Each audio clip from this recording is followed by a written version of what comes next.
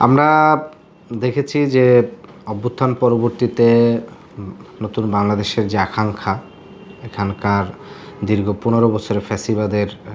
নির্যাতন, ফ্যাসিবাদের শাসনের পরবর্তীতে পুরো একটা প্রজন্ম আকারে কিন্তু এটার একটা ভিকটিম হয়েছে এবং পুরো জেনারেশন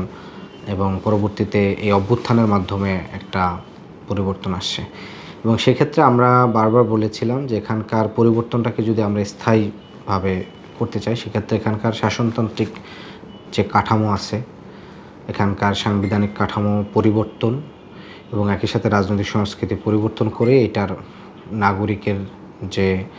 অধিকার এবং মানুষের মৌলিক মানবিক মর্যাদা প্রতিষ্ঠার একটা বাংলাদেশ করা সম্ভব। কিন্তু আমরা দেখেছি যে বিএনপির কাছ থেকে তাদের যে রাজনৈতিক বক্তব্য এবং রাজনৈতিক যে আচরণ, মাঠের যে আচরণ, সেক্ষেত্রে অনেকটা তাদের ফারাক থাকে এবং তারা বারবার মুখে বলে আসছিল যে তারা সংস্কার, বাংলাদেশে প্রথমে সংস্কারের বিষয়ে তারা বক্তব্য দিয়েছে, তাদের ৩১ দফা ২৭ দফা ছিল এবং এখানকার বিচার। কিন্তু আচরণের ক্ষেত্রে আমরা যেটা দেখি যে তারা শুধুমাত্র নির্বাচন এবং জাতীয় নির্বাচনের ফোকাস করতে চায়। সেক্ষেত্রে আমাদের এখানে একটা বড় রাজনৈতিক সংকট তৈরি হয় নির্বাচন কেন্দ্র করে, অর্থাৎ ক্ষমতার যে পালাবদল বা ক্ষমতার পরিবর্তন, ট্রান্সফারের যে প্রক্রিয়াটা, সে প্রক্রিয়াটায় আমরা দেখেছি বারবার, সেটা ৯১ সাল, ৯৬ সাল, ২০০১ কিংবা ৬, মানে এই যে বারবারই কিন্তু এই ক্ষমতার পরিবর্তনকে কেন্দ্র করে মূলত নানাভাবে হচ্ছে এখানকার রাজনৈতিক সহিংসতা, রাজনৈতিক সংকটগুলো তৈরি হয়। ফলে আমাদের পক্ষ থেকে আমরা বারবার বলেছি যে অভ্যুত্থান পরবর্তী যে অভ্যুত্থানে ২০০০ অধিক মানুষ শহীদ হয়েছে, তারা এই ধরনের সহিংসতা আর দেখতে চায় না বাংলাদেশের মানুষ। ফলে এখানকার আমরা একটা শান্তিপূর্ণ ক্ষমতা হস্তান্তর কিংবা ক্ষমতা পরিবর্তনের একটা প্রস্তাবও আমরা করেছিলাম। আমরা বলেছিলাম যে এই একটা জাতীয় সাংবিধানিক পরিষদ হবে, যেটার মাধ্যমে মূলত পরবর্তী ক্ষমতার জায়গাটা আসলে কেমন প্রক্রিয়া হবে তারা সেটা দেখবে।